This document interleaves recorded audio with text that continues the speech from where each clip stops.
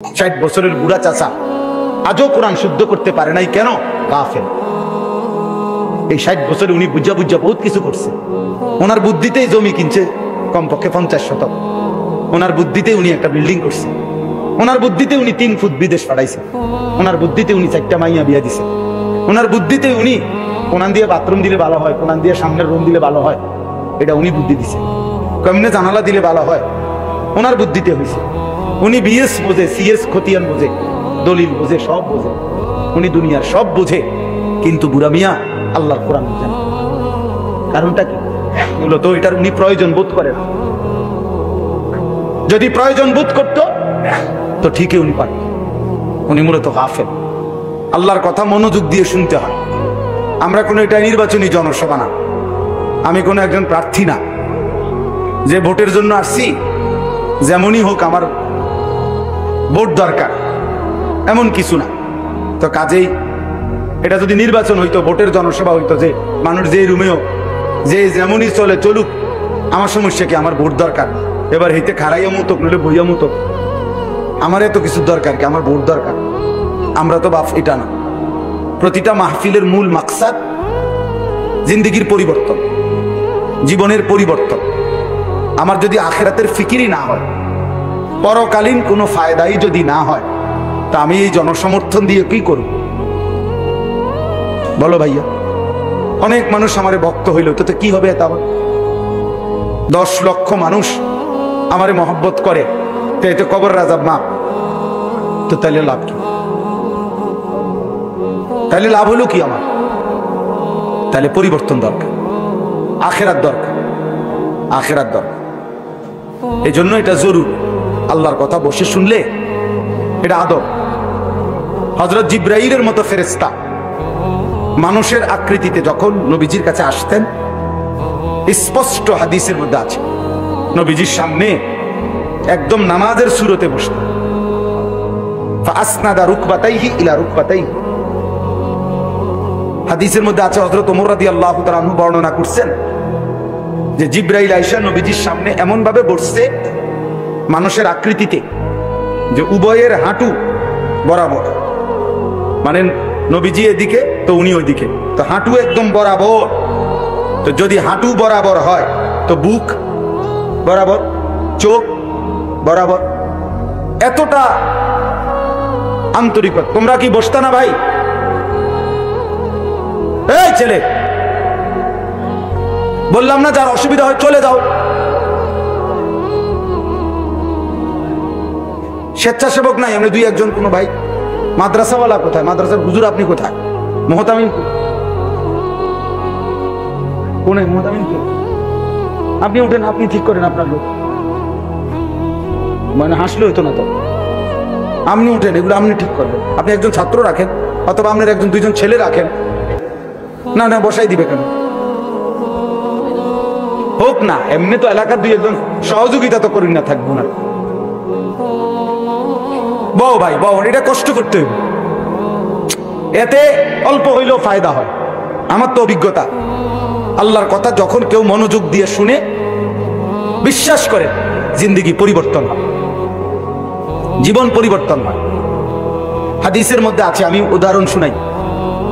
হাদিসের মধ্যে স্পষ্ট আছে, একজন সাহাবীর নাম ছিল উসামা ইবনে শরীক। একজন হলো উসামা ইবনে যায়েদ, আরেকজন হলো উসামা ইবনে শরীক রাদিয়াল্লাহু তাআলা আনহু। এই সাহাবী বর্ণনা করছেন যে রাসূলুল্লাহ সাল্লাল্লাহু আলাইহি ওয়াসাল্লাম কুন্না জুলুসান ইনদান নবী সাল্লাল্লাহু আলাইহি ওয়াসাল্লাম।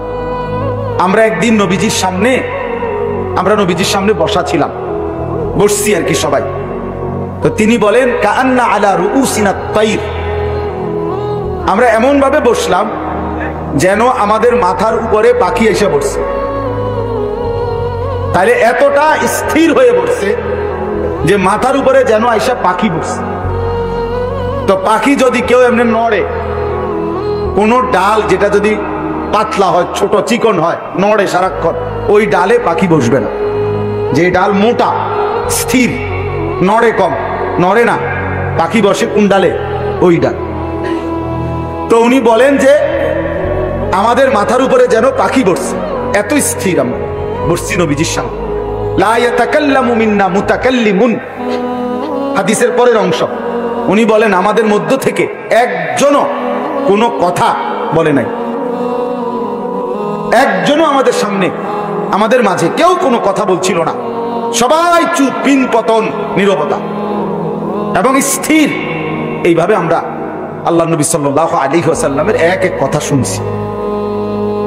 তাহলে মনোযোগ জরুর, মনোযোগ জরুর, মনোযোগ জরুর।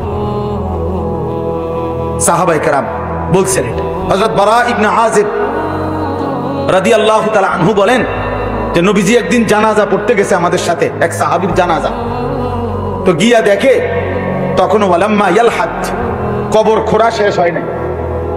তো এই জন্য ভাবছে যে এখনই জানাজা পড়ে ফেললে দাফন করবে কেমনে, কবর তো এখনো কি হয় নাই, শেষ হয় নাই। তো সাহাবী বলেন ফাজালাসা, নবীজি ওইখানেই বসে গেছেন। ওয়া জালাসনা হাওলাহু, আমরা নবীজির পাশে বসে গেলাম। তখন আমরা নবীজি আমাদের সামনে কবরের বর্ণনা, কবর জগতের বর্ণনা দিতে লাগলেন। আর আমরা এভাবে শুনতে লাগলাম, ওই একই শব্দ তিনি বলছেন, কাআন্না আলা রুউসিনা তাইর, যেন আমাদের মাথায় পাখি বসছে। এত মনোযোগ দিয়ে আমরা আল্লাহ নবীর কবরের বর্ণনা শুনতেছিলাম। তাহলে মনোযোগ জরুরি। এ বয়স্ক বাবা আপনাদের খবর, শুক্রবারে জুমার নামাজের বয়ান আমাদের সকল মুসল্লি যদি শতভাগ মনোযোগ দিয়ে শুনতো, বিশ্বাস করেন মানুষের পরিবর্তনের জন্য ওইটাই যথেষ্ট ছিল। এক বছরে 52টা সপ্তাহ, এক বছরে 52 শুক্রবার, প্রতি মাসে 4টা শুক্রবার, 4 12 48, আর প্রত্যেক বছর 4 মাসে 4টা শুক্রবার অতিরিক্ত। যেমন এই আগস্ট মাস, এখন এই মাসটায় 5টা শুক্রবার, এই বর্তমানে রানিং মাস। আমার হিসাব আছে, আমি তো 2 মসজিদে জুমা পড়াই, ফলে আমার হিসাব আছে। একটা জুমা আমার এই মাসে বোনাস আছে, অতিরিক্ত আছে। তাইলে এটা পড়াইছি আমি। মকবুল ভাই কইতেছে এটা নবী না, মকবুল ভাই শুধু জায়গা খুঁজেছে কোনান দিয়ে একটা মাহফিল দিব। তাইলে বলতেছি যে 52টা জুমা, ওই যে 4টা জুমা যদি অতিরিক্ত হয় তাহলে 48 আর 4 কত, 52। এই মোট 52টি শুক্রবার, 52টি জুমার বয়ান হয়। আমরা যদি মনোযোগ দিয়ে শুনতাম তাহলে ভেবে দেখেন, বছরে যদি 52টা সপ্তাহ হয়, একটা মুসল্লি যদি 20 বছর এভাবে যদি জুমার নামাজ পড়ে, তাহলে প্রতি বছর যদি 52টা জুমা হয়, 20 বছরে সে কতগুলো জুমা। তাহলে এই 20 বছর আল্লাহর কথা শোনার পরেও আপনার বুঝি 2 রাকাত নামাজ ঠিক হলো না, আপনি কি শুনলেন? 20 বছর ধরে প্রতি বছর 52টা জুমা বয়ান শুনেও আপনি এখনো সুন্নাত মোতাবেক ওযু করতে পারেন না, আপনি কি শিখলেন চাচা, কি শিখলেন ভাই? এখনো আপনার রুকু সেজদাটা ঠিক হলো না, এখনো আপনি আত্তাহিয়াতু সুন্দর করে পড়তে পারেন না, এখনো আপনি দোয়ায়ে মাসুরা, দোয়ায়ে কুনুত শুদ্ধভাবে বলতে পারেন না। তাহলে আপনি আর কত বছর পরে শিখবেন? আর কত বললে শিখবেন? আর কত বছর পরে শিখবেন? মূল কারণ হলো কেন পারে না? 60 বছরের বুড়া চাচা আজও কোরআন শুদ্ধ করতে পারে নাই, কেন? গাফেল। এই 60 বছরে উনি বুঝা বুঝা বহুত কিছু করছে। ওনার বুদ্ধিতেই জমি কিনছে কমপক্ষে 50 শতক, ওনার বুদ্ধিতে উনি একটা বিল্ডিং করছে, ওনার বুদ্ধিতে উনি 3 ফুট বিদেশ পাঠাইছে, ওনার বুদ্ধিতে উনি 4টা মাইয়া বিয়া দিছে, ওনার বুদ্ধিতে উনি কোনান দিয়ে বাথরুম দিলে ভালো হয়, কোনান দিয়ে সামনের রুম দিলে ভালো হয়, এটা উনি বুদ্ধি দিছে। কেমনে জানালা দিলে ভালো হয়, ওনার বুদ্ধিতে হয়েছে। উনি বিএস বোঝে, সিএস খতিয়ান বোঝে, দলিল বোঝে, সব বোঝে, উনি দুনিয়ার সব বোঝে, কিন্তু বুড়া মিয়া আল্লাহর কোরআন বোঝেন। কারণটা কি? মূলত এটার উনি প্রয়োজন বোধ করে না। যদি প্রয়োজন বোধ করত তো ঠিকই উনি পারত, উনি মূলত গাফেল। এই জন্য আমার শায়েখ আল্লামা মুফতি মুশতাকুন নবী সাহেব হুজুর সবসময় বলে,